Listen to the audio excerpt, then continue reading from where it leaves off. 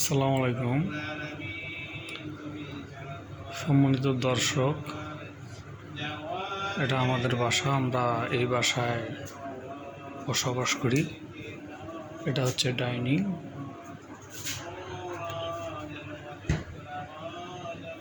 এটা হচ্ছে বাথরুম, গোসলখানা।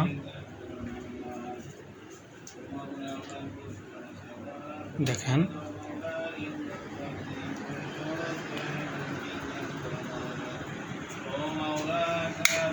এটা আমাদের পাকঘর। এখানে পাক শাক হয়। দেখেন,